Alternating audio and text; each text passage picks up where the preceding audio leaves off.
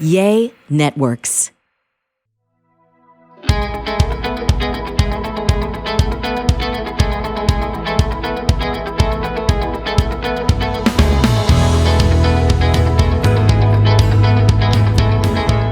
Welcome to Greg Louganis is Alive, the podcast that challenges what you think you know. I'm your host, Greg Louganis, and yes, I'm still alive. I'm joined by my good friend and manager, Beth Zinman. Hello there, Greg. Happy to be here as always. Yes, you are still alive even after your dog agility antics and killing your calf and all of that. So yeah, yay, Greg is here. I'm here. Yeah, I mean, we were just at the West Coast Open. UKI is a dog agility organization, and they have the West Coast, it's regional, West Coast Open. And I was running both PAX and G. PAX did get a placement on the podium. He was third. Yay. And wait, G placed on the podium, right? G placed on the podium. Okay. Yes. All right. Yeah. Mm-hmm. And so he did drop I think it was a dropped bar. So he had a fault. And so had he not dropped the bar, he would have won. So get out. We're on a good positive trajectory for him. Pax did awesome. And she was just steady. So yeah, it was a good weekend. That's fantastic. I love that. Yeah. They're working hard, you're working hard, and you guys are doing great. Very cool. Right. Yeah. So today we're talking about how to stop living a life with a focus on success and move into focus of living a life of significance. That is deep. That is deep. I think that a lot of us focus on that. Yeah. You know, I mean, I see this in dog agility too, is like there are those participants who are just going for the ribbons and all of that. And in Olympics, it's, the medals. But you know what? I was watching, our guest is going to be Jenn Drummond. Mm-hmm. And I was watching a couple of her podcasts, and I loved what she had to say about the K2 Summit when she was going for that. Her quote that I wrote down is, "Who we are is more important than what we achieve." Wow. And it's so powerful, I feel, because, when you are an Olympic athlete, all that matters is the color of your medal, right? Mm-hmm. And we are so much more than just that. And it's statistically the highest rate of suicide is amongst silver medalists, and amongst Olympians. Yeah.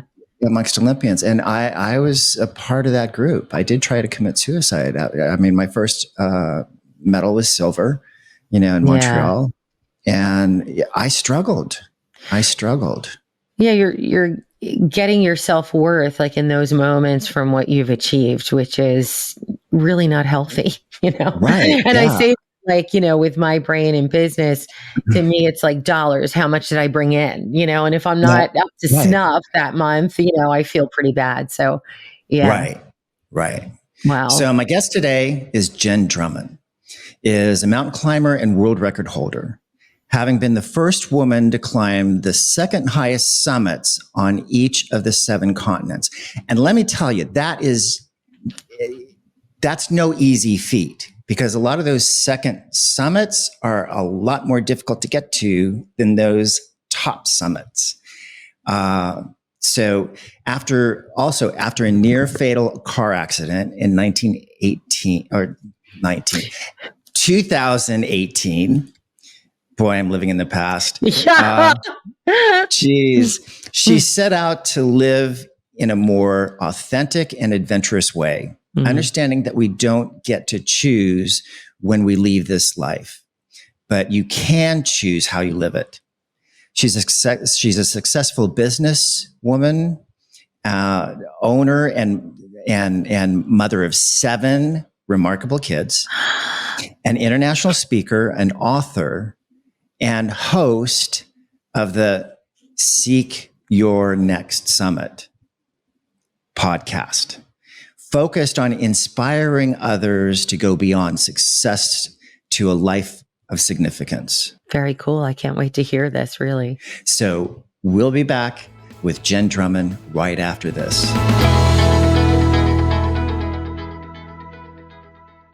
You know, it's so hard to shop and get all the ingredients and all that. And also figuring out, what do I want to eat tonight? And do it in a healthy way.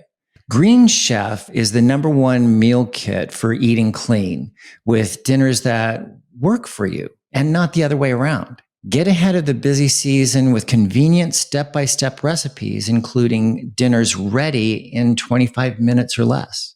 10-minute lunches, grab-and-go lunches, and green bundles featuring clean snacks and functional beverages. Plus, cut down on meal prep with pre-portioned and prepped ingredients, including pre-measured sauces, spices, and dressings, delivered right to your front door. And if you're looking to build healthier eating habits this fall, Green Chef can help.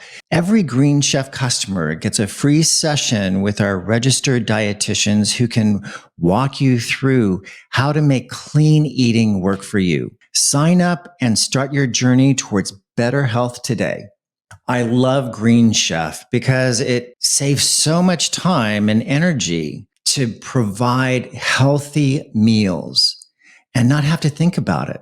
Go to greenchef.com/60GregPod and use the code 60GregPod to get 60% off plus free shipping. That's greenchef.com/60GregPod and use the code 60GregPod to get 60% off plus free shipping. Green Chef, the #1 meal kit for eating well.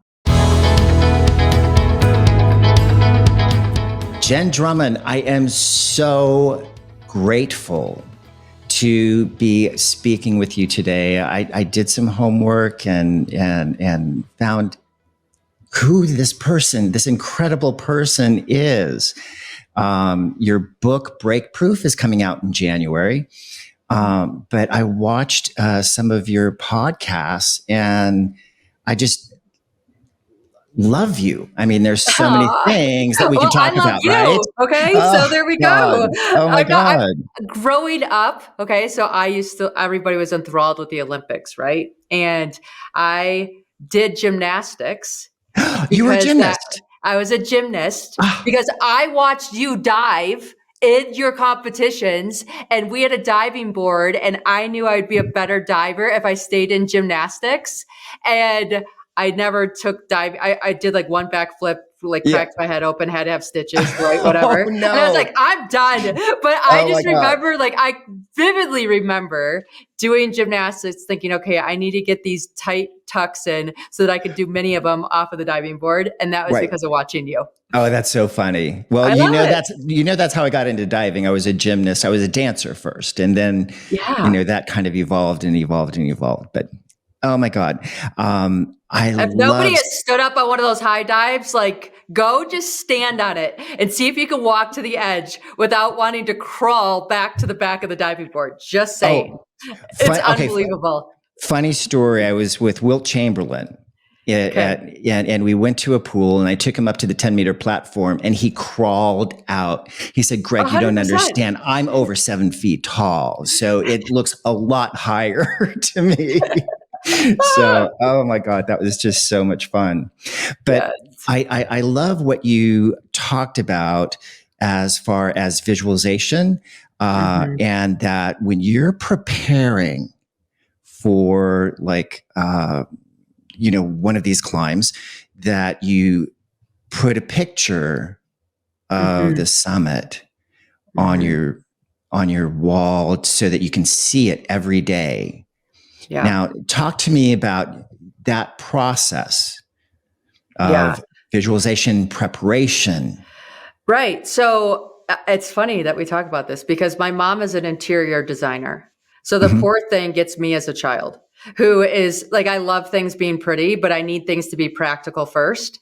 And so my house will have posters that are not at the right height.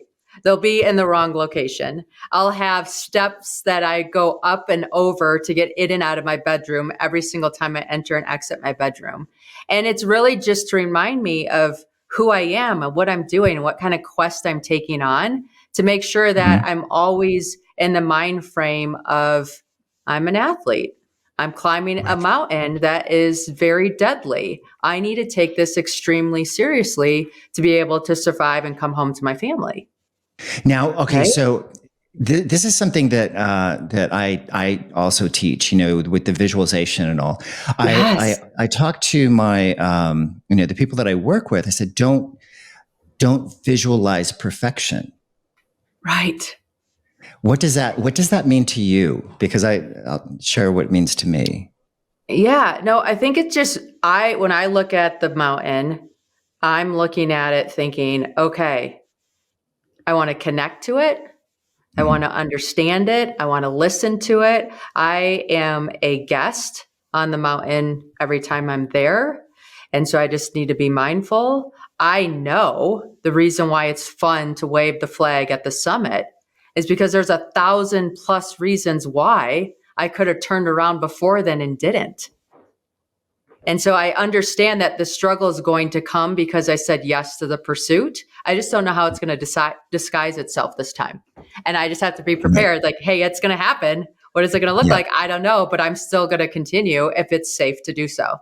Right. And see, for me in diving, there were certain things that my balance on the board might be a little bit off. So in my visualization, in my practice, I practice that. It's like, okay, how can I be successful even with a bad takeoff? Yes. Yes. So it's kind of like even when I'm in the mountains, right? When I trained, I live in Park City, Utah. So it's great to be a mountaineer because we live in the mountains. The ski resort closes at 4. I would go to the ski resort at 10 o'clock at night, midnight, 1 a.m. in the morning. And I would ski up the resort with skins on the bottom of my skis and then ski down. And I would do laps with a backpack. Exhausted, tired, not wanting to be there in extremely cold weather because I needed the actual environment of the mountain to be simulated as much as possible. So when that happened, it didn't throw me off my game. I'm like, oh, I planned for this. We're good for this. I can use my reserves for things that I wasn't expecting on something else. And also it can activate certain sense memories too. Yes.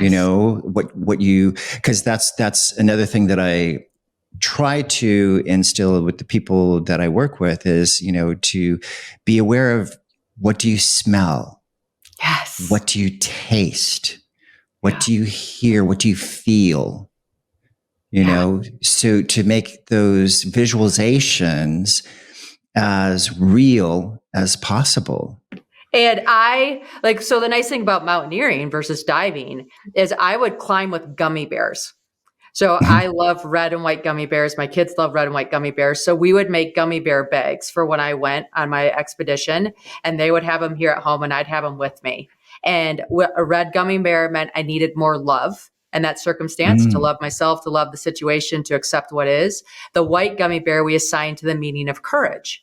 I need more courage to face my fear, to continue on, to go forward.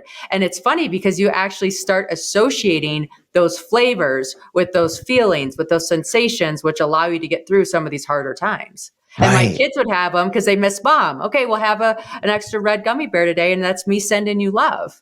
Yeah. And it's so funny because like when I did a one-man show in New York, and it was 14 different characters. And for whatever reason, when I did my homework, each character had a different color. Yeah. And I didn't know the significance of it, if it was an emotional state or cadence or what that was. And the second night with an audience, I went up and I was like, okay. I turned to the audience and I said, I'm sorry, I'm lost. And I started walking around the stage and I was thinking, okay, the script's backstage, but I'm the only one out here. I can't leave the stage. The stage manager's on light, so I can't call for line. And then I thought of the color. Right. The color brought me back into the character. And I was able to finish. I was able to finish that, that performance. And I was talking to a psychologist friend of mine, and he said, well, that makes total sense because performance is in your right brain. And when you're thinking logic, where the script is and everything, that's left brain.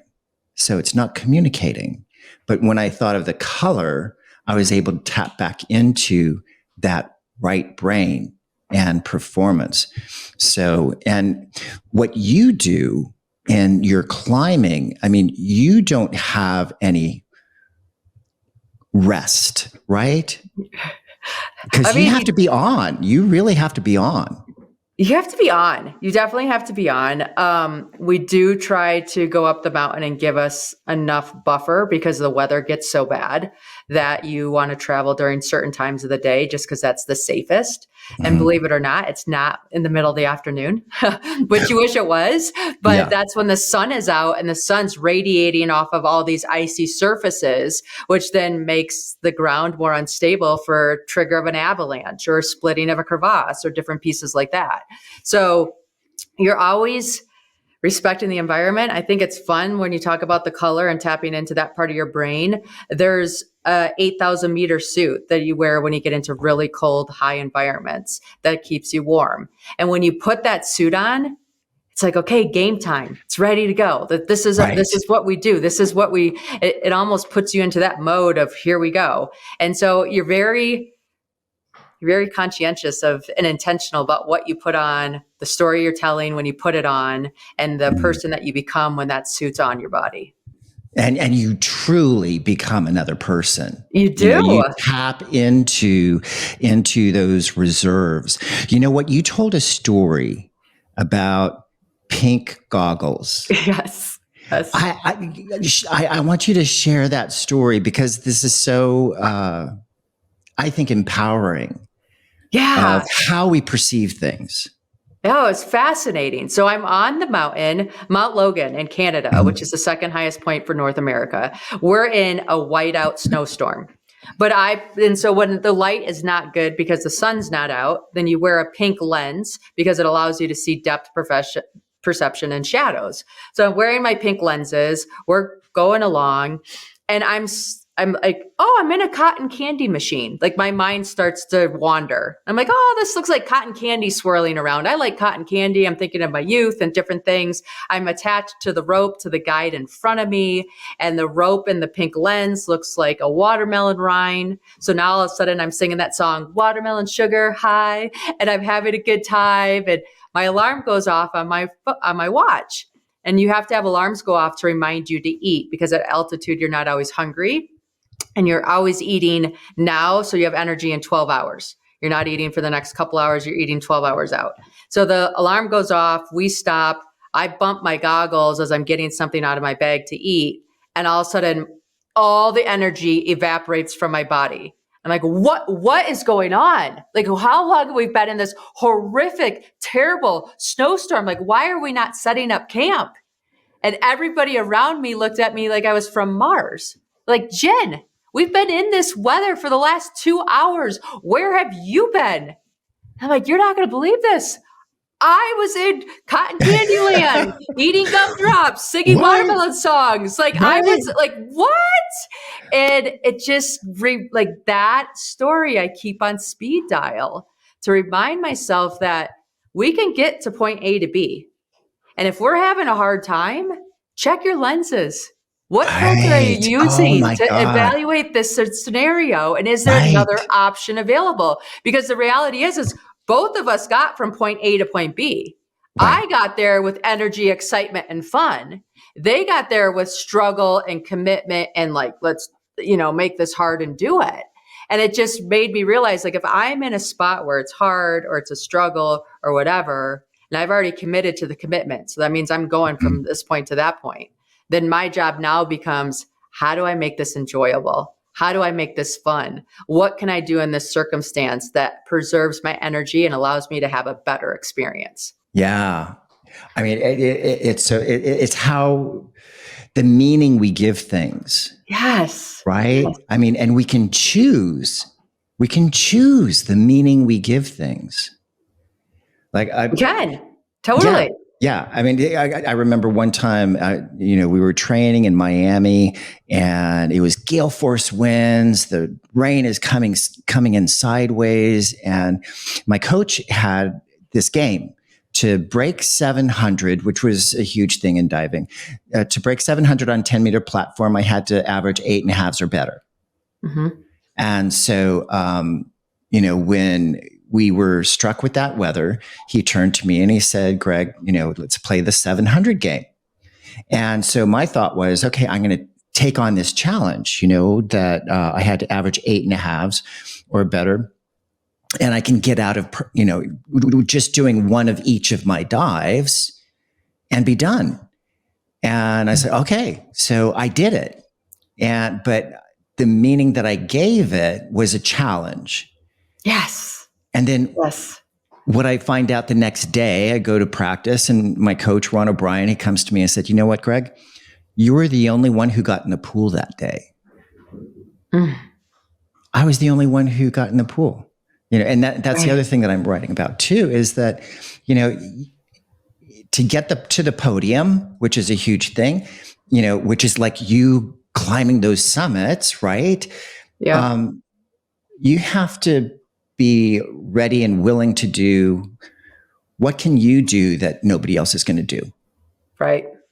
Challenge yourself. What was your... Well, even in the mountains. So the interesting thing is a lot of mountaineers or a lot of the Sherpas are in Nepal, right? So the Nepalese climbing season is 10 months long. And so Everest is the highest point in Asia. K2 is the second highest point in Asia. So I climbed Everest actually to train for K2 because K2 is that much harder. And the interesting thing about climbing in Pakistan is that their climbing season is 3 months long. So it takes somebody in Pakistan 3 years to have the same experience somebody in Nepal has in one season. Yeah. Right. Because you have such a shorter window. Such a shorter window for them to work on their skills and become who they are. And then they have 9 months off, where in Nepal, they're training for 10 months and they might have 2 months off. And so it's fascinating, the difference in depth of knowledge, depth of skill, depth of safety, all those things, and those two different peaks that are both in the same part of the world, but because they're the way the landscapes go, you can't train as long. And that makes a huge difference. Huge. Now, what's been what would you say is your greatest challenge that you've faced, and how did you jump that hurdle? How did you get to the other side? Or did you get to the other side? Yeah, I've had a few of them, right? When we did K2 in 2021. So that was my first attempt. K2 took 2 tries. Yeah. And the first try, I was on the mountain and climbing. We hear avalanches every day. I mean, it's like being in a bowling alley. A thunderstorm came in. You're just so used to it. And this day I got a call on the radio, and then another call and another call and another call, all within 5 minutes. Protocol is 1 call. You have 15 minutes to call back. So I thought 2 calls, maybe an accident. 3 or 4, we know something's wrong. And we did. We found out one of our teammates was lower on the mountain, actually, caught in an avalanche and died. Another one broke his leg, and another one was trapped on the mountain until it was safer to go rescue. And so you just sit there stunned, right? Like, what does this mean? How did this happen? What is even going on here? And I remember finally hearing my name being called, because I had to repeat it to myself. I'm like, okay, Jen, okay, they're talking to me. Yeah. They're like, hey, do you want to go up the mountain with us? Your team's going down, but we're going to go up and you're welcome to join us. We're 2 days from the summit. We've been here for 20 some days. And I sat there and I looked at that person. I'm like, do I want to go up? No, I don't want to go up. Like, if I go up, my summit is going to be clouded by this horrific event for the rest of my life. I'm going to go down and take care of my team and see what that looks like. And so I went down and ended up burying a body and helping another individual get heli evacuated, and packed up camp and started the 70-mile trek out, made it back home to the US. My kids came home from camp a couple days later and they go, Mom, did you have success? They go, Mom, did you summit? I said, no, but I had success. And they looked at me like, what do you mean? I'm like, who we show up as people is so much more important than what we achieve. Mm-hmm. And when I was put in the situation, I actually showed up as a person I'm proud of. Like, I'm not saying that the thought didn't come to my mind that I should go summit, but the minute it came to my mind was the minute it didn't feel right. And so I knew like going down was the correct way. Mm-hmm. And so I did. And for the next 10 months, I knew I had to go back to Pakistan because that was one of my mountains to climb. And so it was a lot of training, a lot of money, a lot of time, a lot of like, did I make the right choice? Was that the right thing to do? And about 3 weeks before I went back to climb in 2022, I got a phone call. And the phone call was from an individual saying they wanted to climb their country's prized peak and didn't have the resources to make it happen. Would I be able to contribute to that? I thought about it. I'm like, yeah, for sure. So I brought over some resources. I climbed. And on July 22 of 2022, I summited K2. And 30 minutes later, the first Pakistani female stood on top of her country's prized peak and became a message to Muslim women around the world that we belong in these places, that we too can climb our mountains. And I share this story because I think sometimes we get so caught up in failure and setbacks and obstacles that didn't work out the way we wanted them to, right? Like we wanted the gold medal, like we wanted this, we trained, we put the time in, we did whatever. And then if we can just back up a little bit and continue doing our pursuit, we really understand that the universe was just using us for more. Right. Our story was supposed to be bigger than just our summit. Our story was supposed to help other people find themselves in it and do something big in their lives too. Right. I mean, and that is, huge because culturally, that not everybody operates under the same liberties and freedoms and that sort of thing that oftentimes we just kind of take for granted. 100%. Yes. I mean, it's amazing the differences. And it's just amazing. Like, I'm so humbled that I got to be a part of that story because I can tell you, being a mom to 7 kids and stepping into mountaineering, I got a lot of backlash. That's selfish. Why would you do that pursuit? How could you? And I'm like, I'm just feeling called to it. Like, I'm sorry that you have that opinion, but that's okay. I still feel there's a reason why this is in me and I need to experience it. And then in experiencing it, all the magic that unfolded over the course of that 2.5-year pursuit. Yeah. I mean, I couldn't do it. There's no way. It's amazing.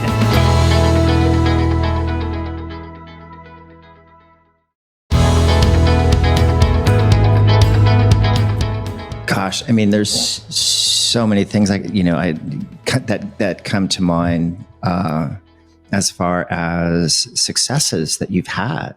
Yeah. And like you said, I mean, it's the success, whether it's climbing the summit, whether it's getting on the podium, whatever that is, it's more important that you be proud of that person. Mm-hmm. Because you could have gone, and left your team and climbed the summit. But like you said, I mean, it would kind of be an empty thing. Now, how did that decision, did you feel it in your body? Did you analyze pros and cons? How did you come to that? I mean, I definitely felt it in my body and I did analyze pros and cons because for me, I mean, it'd be another summer without my children, right? Like, I'm not making this decision just for me. I have 7 little people that call me mom. Yeah. But when I looked at the bigger picture and I thought, what's my legacy? who am I as an individual? What do I want people to remember about me? And the overarching theme was I was a person that cared about others, that saw myself and others and really put humanity first. And so what that was my underlying guiding principle, it was like the decision was made. Yeah. I mean, that core belief, Yeah. I mean, that's like for me, my mother always taught me that to make everywhere I go better because I was there. So it's whether you bring a smile to somebody, whether you pick up a piece of litter, where and going to dog shows and all that, I pick up other people's dog poop just, out of habit. I don't think about it.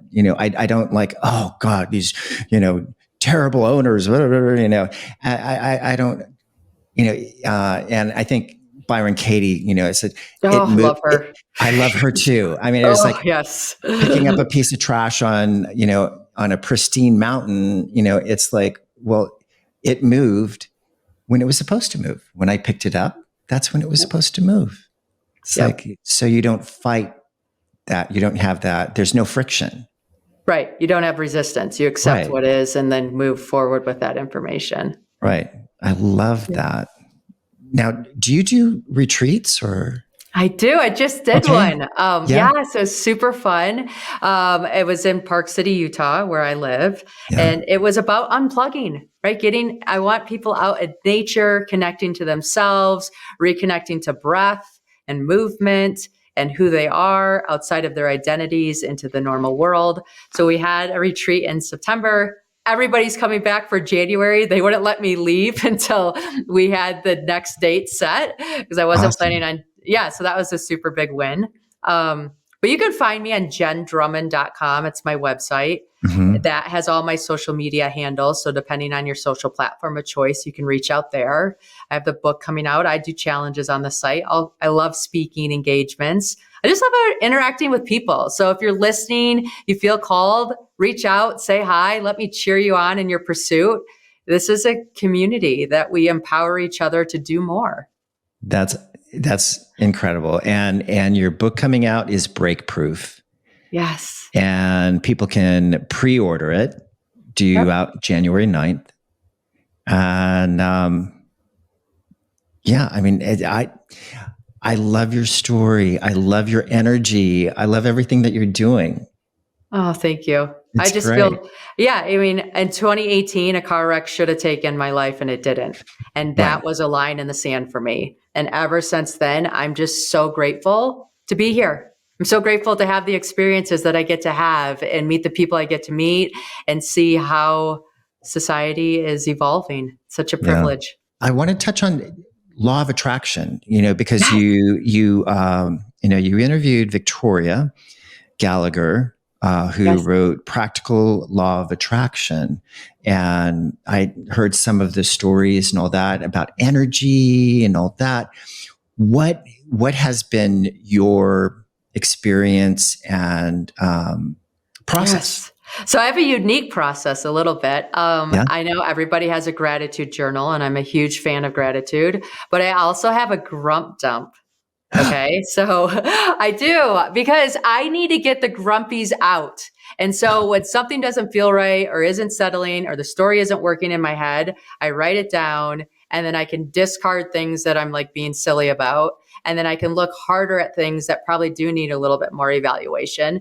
And then it allows me to reconstruct the story to get me out of victim and into my power. And so I found like a grump dump has been very helpful for me. And then also having trigger meditations throughout the day. So every single time I touch a doorknob, I stop and I take 3 deep breaths in and out, making sure that it takes at least a minute to do that. And just those little pauses get me out of the doing and bring me back to the being. And when we are in our being and we're owning who we are and shining our light, we start connecting and attracting the same. And I always want to make sure that I'm attracting those good things. Yeah. Yeah. Oh, I love that. I love that. So every time you touch a doorknob, 3 breaths. Yeah. What a great reminder, to. Yeah, and you could set them up any way, like whatever you do a lot of, right? Anytime you go to the kitchen to get a new glass of water, anytime you jump in your car, anytime you hit a red light. Okay, what can you do in that red light that allows you to get out of the noise and connect to yourself? That's awesome. Well, Jenn, thank you so much for joining me today. This is going to be, I'm sure it's going to be the first of many, because I'd like to stay in touch. Yes. And stay connected, because I just love what you're doing, and the way that you see things, and the way you're maneuvering through this world, and making a life of significance. I think that's so powerful. So powerful. Well, I appreciate you, and thank you so much for our time today. Oh my God, Beth, wasn't that awesome? I mean, that was like, she's a long sister for both of us. I'm in love now, right? Yeah. I'm in love. Yeah, she was amazing. There's so much that she was talking about that resonated with me, and that I know obviously resonated with you, because it's reflective of a lot of the conversations we have. What stuck out for you the most now that you were able to speak with her? I love the story about the pink goggles. That was, just how we take information in, and the meaning that we give it, is so important. And it can be so, diversely different. Yeah. Perception. Yeah. Perception. And then which impacts us so deeply. Yes. It dictates our experiences. Right. Yeah. It really does. I can't wait. I know we're going to stay in touch with her for sure. Yeah, for sure. For sure. Thank you for joining today's episode of Greg Louganis is Alive. And please subscribe and share this episode with the people you love. And until next time, namaste.